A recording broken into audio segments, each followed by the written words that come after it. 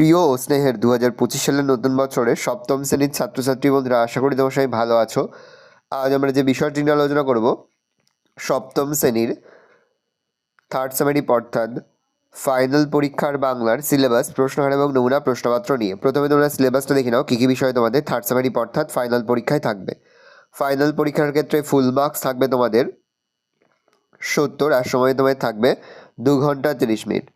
তোমাদের থাকবে ভানু সিংয়ের পদাবলী, ভারতীর্থ, স্বাধীনতা সংগ্রাম নারী, রাস্তায় ক্রিকেট খেলা, দিন ফুরালে, জাদুকাহিনী, গাধার কান, পটলবাবু ফিল্ম স্টার, চিন্তাশীল, দেবাত্মা হিমালয়, বইটই। মাকু থেকে থাকবে 6ষ্ঠ থেকে একাদশ অধ্যায়। আর ভাষাচর্চা বই থেকে থাকবে শব্দ তৈরির কৌশল, কারক বিভক্তি অনুসর্গ, পত্র রচনা, এক কথায় প্রকাশ এবং বাগধারা। ভালো করে তোমরা সিলেবাসটা দেখে নাও। এবার আমরা নমুনা প্রশ্নপত্রটা দেখে নেব। তোমরা সপ্তম শ্রেণীর থার্ড সেমিস্টার অর্থাৎ ফাইনাল পরীক্ষার বাংলার কোশ্চেনটা দেখতে পাচ্ছ। ফুল মার্কস আমাদের রয়েছে 70, সময় তোমাদের রয়েছে 2 ঘন্টা 30 মিনিট। একে দাগে রয়েছে সঠিক উত্তর বেছে লেখো যে কোনো 12টি প্রশ্নের মান 1 করে 1 × 12 = 12। কবি দুহাত বাড়িয়ে নমস্কার করেছেন, উত্তর হবে নর দেবতাকে। চন্দননগর থেকে পালিয়ে ননিবালা দেবী যান, উত্তর হবে পেশোয়ারে। নেবুর পাতায় করম চায় হে বৃষ্টি, ইতালিতে লন্ডনে স্পেনে যা, উত্তর হবে স্পেনে। এক সন্ধ্যায় জাদুকর ডেভানকে একজন বলেছিলেন তার টুপিটি সিলিং দিয়ে ভরে দিতে। পটলবাবু অভিনয়ের সময় সংলাপ হিসাবে বলেছিলেন আ শব্দটি। পটলবাবুর ভালো নাম ছিল শীতলাকান্ত রায়। তোমার রকম দেখে পাড়া শুধু লোকের মাথা ঘুরছে, এ কথা বলেছিল নরহরির দিদিমা। ছদ্মবেশে তিব্বতে যান শরৎচন্দ্র দাস। পুরন্দর চৌধুরী ছিলেন বৃষ্টি বিজ্ঞানী। 10 দাগে রয়েছে সুবর্ণযুগ আসে, কিভাবে সুবর্ণযুগ আসে? সবুজ ফসলে। আত্রাই নদীর জলাধারার রং লাল, নীল, গেরুয়া, সবুজ, গেরুয়া। বিপ্লবী হরিদাস দত্ত গাড়োয়ান পুলিশ খালাসি ড্রাইভারের ছদ্মবেশে পিস্তল চুরি করেন। গাড়োয়ানের ছদ্মবেশে পিস্তল চুরি করেন। যে বিভক্তি চিহ্ন যে কোনো কারকের সঙ্গে প্রযুক্ত হতে পারে তাকে বলে শূন্য বিভক্তি, ক্রিয়া বিভক্তি, তির্যক বিভক্তি, নির্দেশক, তির্যক বিভক্তি। নিচের কোন শব্দটি রূঢ় শব্দের উদাহরণ? মণ্ডপ, পঙ্কজ, গায়ক, পরিধূত্রয়, পঙ্কজ। হাসযুক্ত ই হাসি, এখানে ই প্রত্যয়টি হলো কৃত প্রত্যয়, তদ্ধিত প্রত্যয়, বাংলা প্রত্যয়, বিদেশি প্রত্যয়, বাংলা প্রত্যয়। রয়েছে কম বেশি 20টি শব্দের মধ্যে উত্তর দাও যে কোনো 8টি প্রশ্নের মান 1 করে 1 × 8 = 8। ননিবালা দেবী বিপ্লবের দীক্ষা পেয়েছিলেন কার কাছ থেকে? ননিবালা দেবী বিপ্লবের দীক্ষা পেয়েছিলেন অবনীন্দ্র চ্যাটার্জির কাছ থেকে। বর্ষাকালে রাস্তায় ক্রিকেট খেলার সুযোগ মিলত অল্পই। কেন ক্রিকেট খেলার সুযোগ অল্প মিলত? বর্ষাকালে রাস্তায় ক্রিকেট খেলার সুযোগ অল্পই পাওয়া যেত, কারণ খেলতে গেলেই বৃষ্টি এসে তাড়া করে তাদের আবার উঠোনে ঢুকিয়ে দিত। টুনু কোথায় আঘাত পেয়েছিল? টুনু ডান পায়ের বুড়ো আঙুলে আঘাত পেয়েছিল। থিয়েটারে পটলবাবুর প্রথম পাঠ কী ছিল? থিয়েটারে পটলবাবুর প্রথম পাঠ ছিল মৃত সৈনিকের পাঠ। চিন্তাশীল নাটকটি রবীন্দ্রনাথের কোন গ্রন্থ থেকে সংকলিত হয়েছে? চিন্তাশীল নাটকটি রবীন্দ্রনাথের হাস্যকৌতুক গ্রন্থ থেকে সংকলিত হয়েছে। কোন দুই বাঙালি বিখ্যাত তিব্বতে গিয়ে বোধিসত্ত্ব উপাধি লাভ করেন? যশোরের রাজপুত্র শান্তরক্ষিত এবং অতীশ দীপঙ্কর শ্রীজ্ঞান তিব্বতে গিয়ে বোধিসত্ত্ব উপাধি লাভ করেছিলেন। রবি ঠাকুর কোন নদীর ওপর বোটে করে ভেসে চলেছেন? রবি ঠাকুর আত্রাই নদীর ওপর বোটে করে ভেসে চলেছেন। কবিতায় কবি কাদের মূঢ় ব্যর্থ মনস্কাম বলেছেন? কবিতায় কবি সাম্রাজ্যলোভী শাসকদের এবং তীব্র যশলোভী ব্যক্তিদের মূঢ় ও ব্যর্থ মনস্কাম বলেছেন। মেঘচোর কাকে বলা হয়? পুরন্দর চৌধুরীকে মেঘচোর বলা হয়। স্বর্গের শুরুয়া কেমনভাবে রান্না করা হতো? হোটেলার নকল গোঁফদাড়ি দিয়ে স্বর্গের শুরুয়া রান্না করা হতো। যে চাবি দিয়ে টিয়া মাকুকে চালু করেছে সেটা আসলে কী ছিল? যে চাবি দিয়ে টিয়া মাকুকে চালু করেছে সেটা আসলে তাদের মামনির রূপোর সিঁদুর কাঠি ছিল। এবার হচ্ছে কম বেশি 85 শব্দের মধ্যে উত্তর দাও যে কোনো 3টি প্রশ্নের মান 3 করে 3 × 3 = 9। হেতাই দাঁড়ায়ে দু বাহু বাড়ায়ে নমি নরদেবতারে। নরদেবতা বলতে কবি কাকে বুঝিয়েছেন? এই বক্তব্যের নিহিতার্থ ব্যাখ্যা করো। বিশ্বকবি রবীন্দ্রনাথ ঠাকুর প্রণীত ভারতীর্থ নামাঙ্কিত কবিতায় নরদেবতা বলতে নররূপ দেবতা তথা এই ভারতবর্ষের সমস্ত পতিত মানুষকে বুঝিয়েছেন। এই ভারতবর্ষের মহামানবের সাগর তীরে দাঁড়িয়ে রবীন্দ্রনাথ এখানকার নরদেবতার বিনম্র নমস্কার জানিয়েছেন। তিনি দেখেছেন ভারতবর্ষ এমন এক দেশ যেখানে আর্য অনার্য দ্রাবিড় চীন শক হুন পাঠান মুঘল প্রভৃতি মানুষ দলে দলে এসে বসতি স্থাপন করেছে। এই দেশ আমাদের শিখিয়েছে দিবে আর নিবে এবং মিলাবে মিলিবে। এই দেশ কাউকে দূরে ঠেলে দেয়নি, কাউকে ঘৃণা করেনি, কোনো ভেদ বৈষম্য রাখেনি, ব্রাহ্মণ পতিতের মধ্যে পার্থক্য দেখেনি এই দেশ। তাই এমন দেশের আমার মানুষকে নরদেবতা রূপে জ্ঞান করে কবি তাদের বিনম্র শ্রদ্ধা জানিয়েছেন। পুলিশ তৎপর হয়ে উঠল তাকে গ্রেপ্তার করতে। কেন গ্রেপ্তার করতে পুলিশ তৎপর হয়ে উঠেছিল? ননিবালা দেবীকে গ্রেপ্তার করতে পুলিশ তৎপর হয়ে উঠেছিল। চন্দ্রনগরের বিভিন্ন স্থানে কয়েকটি বাড়িতে তল্লাশি ও বিপ্লবীদের নিমিষে পলায়নের পর ননিবালা দেবীকে আর চন্দ্রনগরে রাখা নিরাপদ বলে নয় বা মনে হয়নি পুলিশের। তারা বুঝতে পেরেছিল বিপ্লবীদের গোপনে সাহায্য করে চলেছে তিনি, তাই পুলিশ তাকে গ্রেপ্তার করতে তৎপর হয়। কত আছে তোমার পকেটে? বক্তাকে কাকে উদ্দেশ্য করে এই বক্তব্য? এই বক্তব্যের কারণ কি? অজিত কৃষ্ণ বসু প্রণীত জাদু কাহিনী নামাঙ্কিত গল্পে উদ্ধৃত উক্তিটির বক্তা হলো এক নাম পদহীন জোয়ান। ইংল্যান্ডের বহু পরিচিত জাদুকর ডেভিড ডেভানকে উদ্দেশ্য করে এই বক্তব্য। একদিন সন্ধ্যাবেলা জনবিরল পথে ডেভিডকে আটকে দিয়ে এক জোয়ান চেয়েছিল কিছু টাকা আদায় করতে, কেননা সে দেখেছিল এই জাদুকর হাওয়া দিয়ে দিব্যি টাকা এনে দিতে পারে। জাদুকর এই জাদুশক্তিকে তার কাছে বাস্তব বলে মনে হয়েছিল, তাই সে জানিয়েছিল হাওয়া থেকে শিলিং এনে ডেভিড যেন তার টুপিটি ভরে দেন। গাছে কাঁঠাল গোফে তেল, সাধে কি তোমার কোনো দিন কিছু হয় না? পটলবাবুর গৃহিণীর এই মন্তব্যের কারণ কি? পটলবাবু 52 বছর বয়সে অভিনয় করার সুযোগ পেয়ে তিরিং করে লাফ দিয়ে উঠলেন। নাট্যকার শিশির ভাদুড়ির সঙ্গে নিজেকে তুলনা করে তিনি বলেন, শিশির ভাদুড়ি 70 বছর বয়সে চাণক্যের পাঠ ওইভাবে লাভ দিতেন। আজ তিনি পুনর্যৌবন লাভ করেছেন, তার মান যশ প্রতিপত্তি সব হবে। এই শুনে পটলবাবু গৃহিণীর এই মন্তব্য করেছিল। দিন ফুরালে কবিতায় কিশোর মনে যে পরিচয় পাওয়া যায়, নিজের ভাষায় লেখো। দিন ফুরালে কবিতাটি কিশোর মনের ইচ্ছা এবং তা পূরণ হওয়ার এক চিরকালের কাহিনী প্রকাশিত হয়েছে। ইচ্ছা বিরুদ্ধ। পাখিরা যেমন ধানের গুচ্ছে ছায়া ফেলে বাসার দিকে উড়ে যায়, ঠিক সেভাবে ইচ্ছার বিরুদ্ধেই ছেলেরাও মাঠ থেকে নিজের নিজের বাড়িতে ফেরে। সেখানেও মার বকুনি তাদের জন্য অপেক্ষা করে থাকে।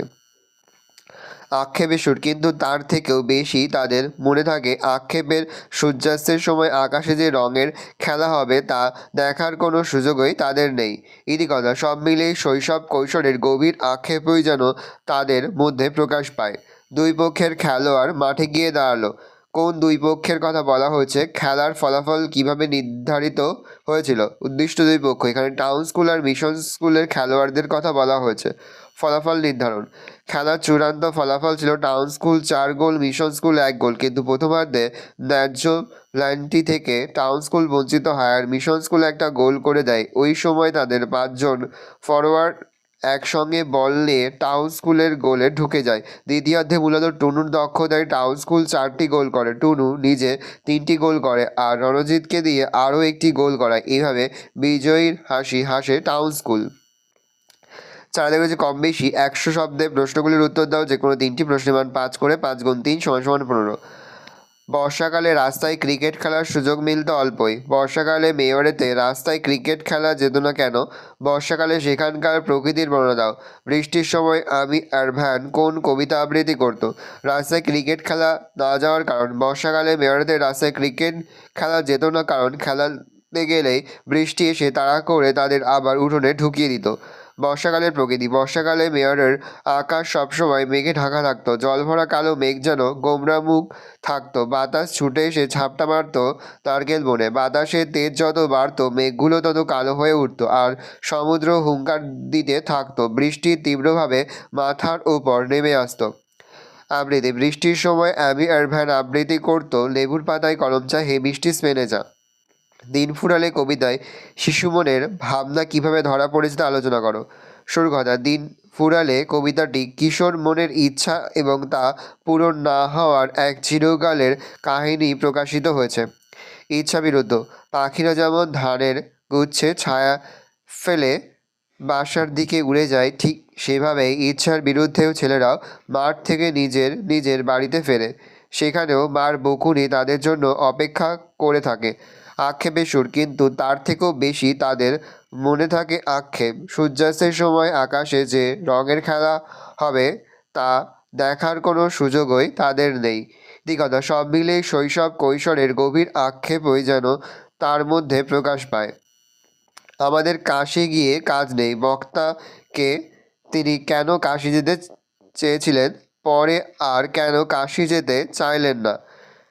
চিন্তাশীল নাটকে আলোচ্য উদ্ধৃতির বক্তা নরহরির মা। কাশি যেতে যাওয়ার কারণ, নরহরি কোনো শব্দ শুনলেই তার ধাতু খোঁজার চেষ্টা করত। ভাষার পরিবর্তনকেও সে ধরার চেষ্টা করত। তাই শিশু ভগবানকে আদর করার সময় সে অনেক কিছু ভাবতে থাকতো। ভগবানের সঙ্গে কথা বলতে গিয়ে নরহরি তাকে নামের সমাস জিজ্ঞাসা করে। এই রকম ভাবনাতিক ছেলে নরহরি নিজের সম্পর্কে মাকে হতাশ করে তোলে। ছেলে এই অর্থহীন ভাবনার মধ্যে আর থাকতে চায় না বলে নরহরির মা কাশী চলে যেতে চান। এছাড়াও কাশী যাওয়ার জন্য টাকার বন্দোবস্ত করে দিতে বলে নরহরি। কী উত্তর দেয় সেটা বুঝে নেওয়াও ছিল তার বিশেষ লক্ষ্য। কাশী না যেতে যাওয়ার কারণ, নরহরির মা কাশীর যাত্রার পথে বাধা হয়ে দাঁড়ায় নরহরির ভাবনা। নরহরির মা যখন ছেলেকে বলে তার কাশীতে থাকার জন্য মাসে মাসে কিছু টাকার বন্দোবস্ত করে দিতে হবে, তখন নরহরি এক সপ্তাহ ভাবার সময় চায়। নরহরির মা বুঝতে পারেন যে ছেলে তার কাশী যাত্রার অনুমতি দিতে যতটা আগ্রহ, টাকা দিতে ততটা আগ্রহী নয়। তখন ওই নরহরির মা কাশী যেতে অনিচ্ছা প্রকাশ করেন। বিপ্লবী অমরেন্দ্র চ্যাটার্জির কাছে বিপ্লবের দীক্ষা পেলেন ননিবালা দেবী। অমরেন্দ্র চ্যাটার্জির সঙ্গে ননিবালা দেবীকে কী সম্পর্ক ছিল? ননিবালা দেবীর বিপ্লবী কর্মকাণ্ডের কোন পরিচয় তুমি পাও? বিপ্লবী অমরেন্দ্র চ্যাটার্জির সম্পর্কে ছিলেন ননিবালা দেবীর ভ্রাতুষ্পুত্র। বিপ্লবী কর্মকাণ্ডের পরিচয়, ননিবালা দেবী ছিলেন বিপ্লবীদের আশ্রয়দাত্রী।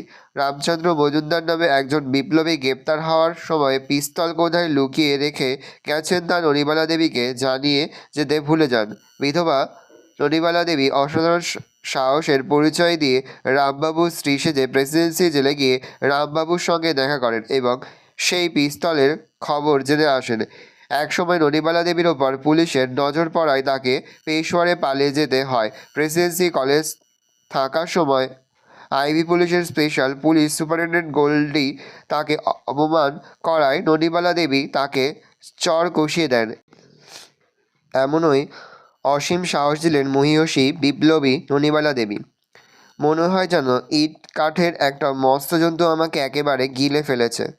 লেখক ইট কাঠের জন্তুর সঙ্গে কার তুলনা করেছেন, তার এরকম ভাবনার কারণ কি? লেখক ইট কাঠের জন্তুর সঙ্গে কলকাতা শহরের তুলনা করেছেন এরকম ভাবনার কারণ, বর্ষার আগমনে লেখকের এই কথা মনে হয়েছিল। শান্তিনিকেতনের মাঠে যখন বৃষ্টি নামত তখন প্রকৃতির মধ্যে আনন্দ আর প্রাণের সঞ্চার ঘটত। তার সঙ্গে কবির মনের মধ্যেও গান জেগে উঠত। কিন্তু শহর কলকাতায় বর্ষার প্রবেশ দুর্গম। নববর্ষার এখানে বাড়ির ছাদে ঠোকর খেয়ে খোরা হয়ে পড়ে, আর নৃত্য, গান, সবুজের বিস্তার অর্থাৎ প্রাকৃতিক সৌন্দর্যের কোনো কিছুই কলকাতায় দেখা যায় না। তাই নববর্ষার আগমনে লেখক শহর কলকাতার প্রতি তার বিরক্তি প্রকাশ করেছেন। 5 দাগে রয়েছে কম বেশি 100 শব্দের মধ্যে যে কোনো একটি প্রশ্নের মান 5। মাকু কীভাবে কাঁদতে পারলো? দেখে না উত্তরটা আমি আর মুখে বলছি না, আস্তে আস্তে স্ক্রল ডাউন করে তোমরা কিন্তু অবশ্যই ভিডিওতে থামিয়ে বা স্ক্রিনশট নিয়ে কিন্তু সম্পূর্ণ উত্তরের খাতে নোট ডাউন করে নেবে। দেখে নাও। প্রশ্ন, হোটেলার জন্মদিনের উৎসব কেমন হয়েছিল লেখো।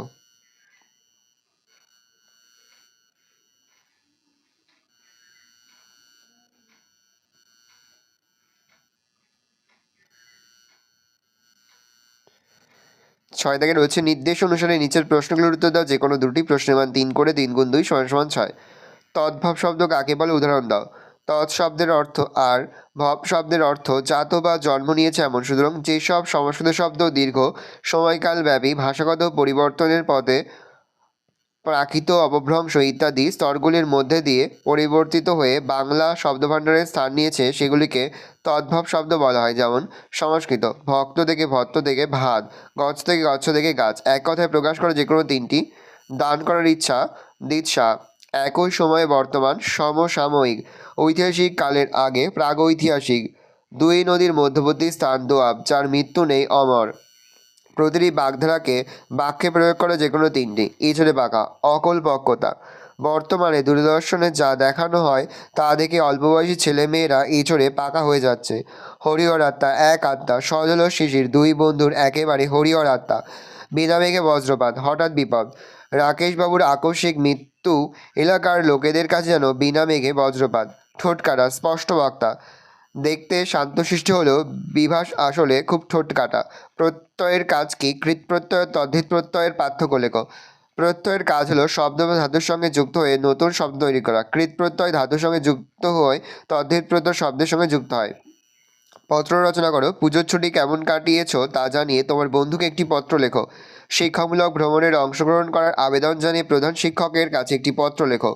আর দেখে হচ্ছে কম বেশি 250 শব্দের মধ্যে একটি প্রশ্ন ধরে প্রশ্নের মান 10। পরিবেশ রক্ষায় ছাত্রছাত্রীদের ভূমিকা, বিজ্ঞান ও কুসংস্কার, খেলাধুলার প্রয়োজনীয়তা, তোমার জীবনের লক্ষ্য, দেশ ভ্রমণের আনন্দ ও উপকারিতা। ভালো করে দেখে নাও, এই রয়েছে টোটাল তোমাদের থার্ড সামারি অর্থাৎ ফাইনাল পরীক্ষার সপ্তম শ্রেণীর বাংলার কোশ্চেন। এবার ভালো কোশ্চেনটা দেখে নাও। আশা করি ভিডিওটা ভালো লেগেছে। ভিডিওটা ভালো লাগলে ভিডিওকে লাইক করে দেবেন। আমার নতুন হওয়া লাল কালার সাবস্ক্রাইব প্রেস করে পাশে বেল আইকনটা প্রেস করে যখন নতুন কোনো ভিডিও আপলোড করি সবার ফার্স্ট নোটিফিকেশন তোমরা পেয়ে যাও। আর এই ভিডিওটি তোমার বন্ধু বান্ধবী আত্মীয় স্বজন সবার মধ্যে কিন্তু অনেক অনেক শেয়ার করে যে বছর সপ্তম শ্রেণীতে পড়ছে। আমরা কিন্তু ইতিমধ্যে সপ্তম শ্রেণীর প্রতিটি বিষয়ের সিলেবাস, প্রশ্ন এবং নমুনা প্রশ্নপত্র কিন্তু আপলোড করে এখনো পর্যন্ত। সেই ভিডিওগুলো না দেখে থাকো, ভিডিওগুলো কিন্তু রাত্রি দেখে নাও। সকলকে জানাই আগাম পরীক্ষার অনেক অনেক শুভেচ্ছা এবং অভিনন্দন। আশা করি সকলের পরীক্ষায় খুব ভালো হবে। কোনো প্রশ্নের উত্তর লিখতে বা বুঝতে যদি কোনো রকম অসুবিধা হয় তাহলে কিন্তু নির্দ্বিধায় কমেন্ট সেকশনে কমেন্ট করে জানাতে একদমই ভুলবে না। ভালো করে দেখে নাও।